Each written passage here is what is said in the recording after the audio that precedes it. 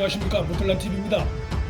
안산 단원을에 전략 공천된 조국 수호대를 자처하는 김남국 변호사가 14일 밤에 사실관계를 바로잡습니다라는 후원금 4억 보이스피싱 사태 관련한 해명의 글을 올렸는데 이것이 새로운 논란을 낳고 있습니다. 김남국 등은 조국 수호 거리 집회를 위해 모금한 약 20억의 돈 중 4억 원을 보이스피싱 당한 뒤에도 이런 사실을 회원들에게 알리지 않고 모금액이 정상적으로 운영되는 양 회원들에게 방송을 한 혐의로 시민단체에 의해 고발됐는데 범죄의 고의성이 인정될 경우 사기 혐의로 형사처벌될 가능성이 예상됩니다. 안산 단원을의 전략 공천을 받아 선거운동을 하고 있는 김남국은 논란이 커지자 14일 밤 자신의 페이스북에 사실관계를 바로잡습니다라는 제목의 글을 올렸는데 자신을 둘러싼 의혹에 대한 설득력 있는 설명은 보이지 않고 핑계와 자신을 의미하는 행위에 대해 법적 조치를 취할 것임을 알리는 경고성 내용이 주로 담겨 있어 그의 적반하장적인 태도에 대한 비판이 제기되고 있습니다. 김남국은 이날 페이스북 글에서 일부 언론이 조국 수호 단체인 개국본의 회계 책임자라고 자신을 적시한 것에 대해 자신은 개국본의 회계 책임자가 아닐 뿐만 아니라 집행부나 임원진도 아니며 회비 모금 및 집행에 관여한 일체의 사실이 없다라고 주장했습니다.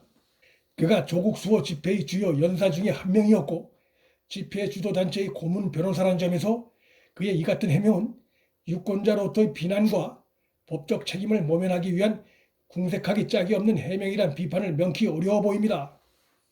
고문 변호사라 하면 회계 부문에 대해서도 자문을 할 수밖에 없는 위치에 있음에도 단지 자신이 명목상의 회계 책임자가 아니라는 이유를 들어 책임을 회피하는 행위는 그가 조국 수호대의 핵심 멤버임이 드러난 상황이기에 솔직하지 못한 태도가 아닐 수 없습니다.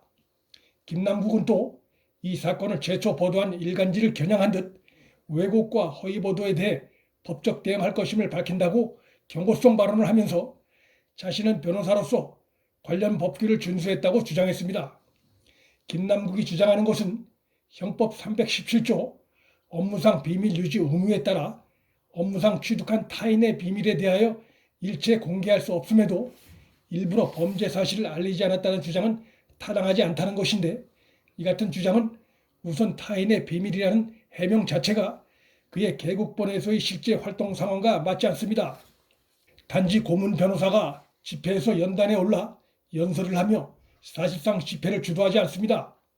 그런 활동을 한 자가 변호사 위치만을 내세워 집회 주도 단체를 타인이라고 거론하는 것은 설득력이 떨어집니다. 또한 조국 수호를 누구보다 앞장서 주장한 자로서 개국본을 타인으로 내세우는 그의 언행은 이율배반적일 수밖에 없습니다. 그때그때 필요에 따라 자신이 집회 주도 단체와 타인이 됐다가 집회의 주도적 참여자가 됐다가 오락가락하는 태도를 보이고 있는 것입니다. 김남국은 경찰과 금감원에도 신고가 다 됐다며 보이스피싱 사실을 숨긴 적이 없고 언론이 문제 삼고 있는 유튜브 방송에서도 회계 법인의 공식적인 정산 검토가 필요하다는 의견을 제시했다고 주장하고 있습니다. 이 같은 그의 해명도 역시 사태의 본질을 흐리는 내용입니다.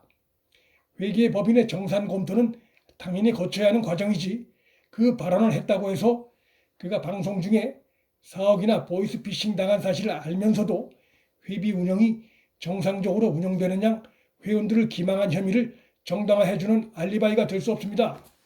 김남국은 당시 유튜브 방송에서 수입 지출상 안 맞는 것은 6,580원 뿐이라고 됐습니다. 이 말을 들은 회원들은 자신이 낸 회비가 정상적으로 운영되고 있다고 믿을 수밖에 없습니다. 개국본이 보이스피싱 당한 사실은 언론이 보도되기 전까지 수개월간 숨겨져 왔고 따라서 회원들도 알 수가 없었습니다. 언론 보도가 없었다면 그 후로도 얼마나 더 관련 사실이 숨겨져 있었을지 알 수가 없습니다. 경찰에 신고했으니까 숨긴 것이 아니라고 주장하는 것으로 책임이 소각될 수 없는 것입니다. 요즘 같은 SNS 시대에 보이스피싱 당한 사실을 알리는 것은 도덕적인 의무일 뿐만 아니라 그 즉시 할 수 있는 조치입니다.